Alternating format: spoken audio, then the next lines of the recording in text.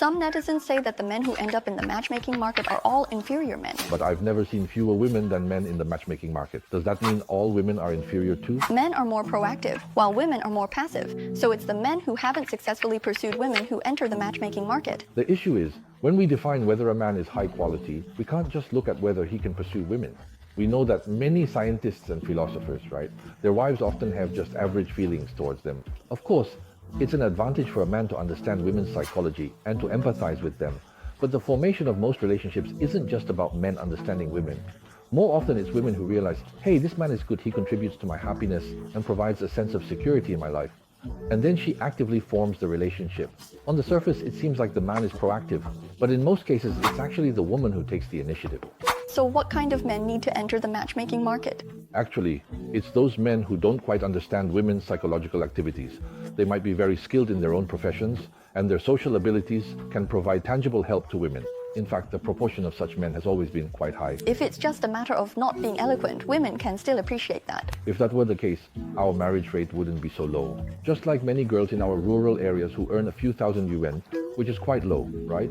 If you find a boy who earns 7,000 to 8,000 a month, maybe a renovation technician or repairman who works very hard and is diligent. But for most women who are internally quite anxious and worried about the future, it's very difficult for them to see the true value of the other person. Only if the other person is sweet, the young man is particularly eloquent and pretends to be wealthy, borrowing a car to pick you up every day and taking you to nice places to eat, then you might fall in love with such a man. Writer Liu Zhenyun once said that throughout one's life, one seeks someone with whom they can have a conversation.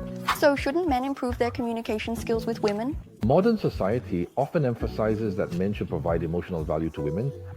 However, historically and in many other regions, it is more common for men to gain emotional value from women's emotional worlds, rather than women gaining emotional value from men's emotional worlds.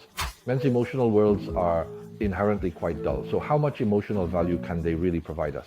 Women's emotional worlds are more complex, and if she is internally stable, she can create a more beautiful atmosphere and emotional experience. In fact, this is also one reason why men are willing to get married. Men provide the kind of social activity ability value that women lack, such as rational analysis of certain issues. Isn't the choice of what kind of man women marry now a summary of past experiences? When we look at how the previous generation of women evaluated men's strengths, it was honesty, reliability, diligence, right? But now, look at how young women evaluate men, emotional value. This generation of women is critical. They are overly influenced by certain ideologies. Whether the experiences of this generation are right or wrong, we need to wait 10 years for young women to look back and see. So how do you think the matchmaking market will develop?